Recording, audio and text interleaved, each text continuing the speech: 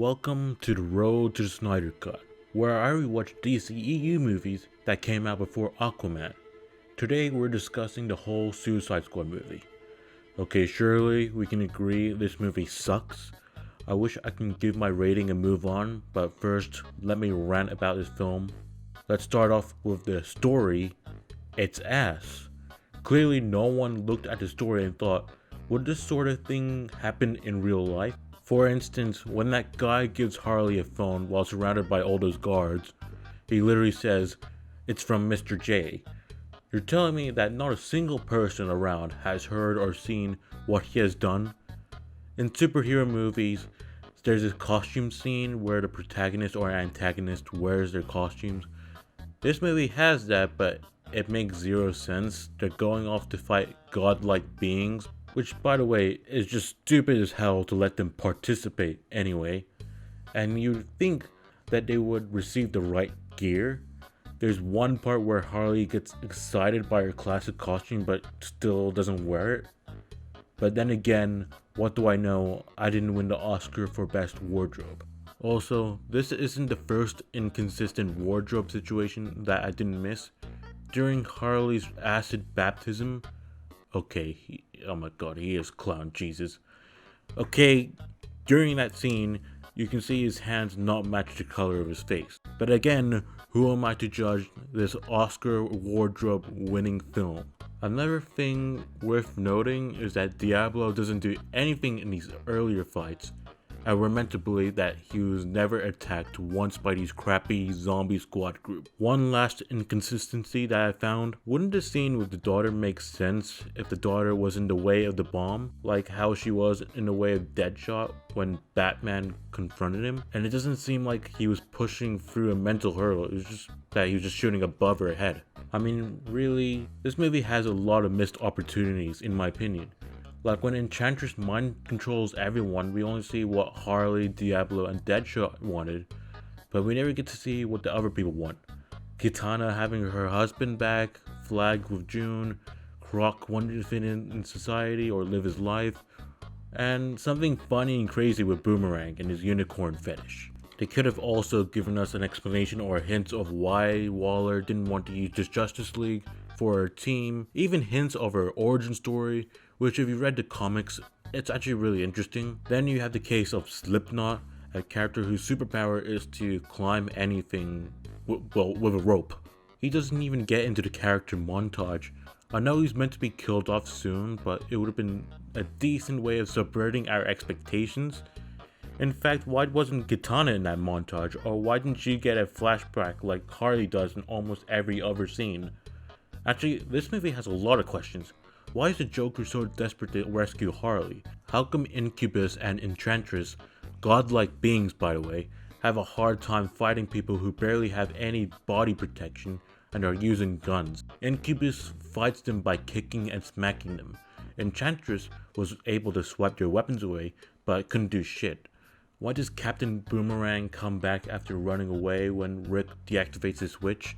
And last question, why is the font at the very end super plain and simple? As a matter of fact, this movie feels like a bunch of assets that when put together can be a really good trailer. And that's essentially true, considering the movie was edited by the people who did the first official trailer, which had the Bohemian Rhapsody song playing. Bit of a hot take, I really like the Comic-Con trailer a lot more than the Bohemian Rhapsody one. Mainly because it didn't feel like it was copying the same magic that the Guardians of the Galaxy had, and this is further proven by the fact that they're rebooting the movie and having James Gunn direct it. But I'm excited for Gunn's take though, mainly because he seems like a competent director, and also his movie is going to have loads of characters. Which let me remind you, for a movie called Suicide Squad, only 2 characters die. 3 if you want to include Enchantress, even though she was the main villain. Meanwhile, Gunn's movie has so many characters, surely most of them will die. Speaking of characters, let's analyze them. Firstly, we're meant to believe that June Moon and Rick Flag are in a relationship, but we're not given a reason why we should care about that relationship. Deadshot is alright, I guess, but I don't mean this as a dig at the actress playing the daughter. In the end of the day, she was just following the director's vision and writing, but her direction was so not great.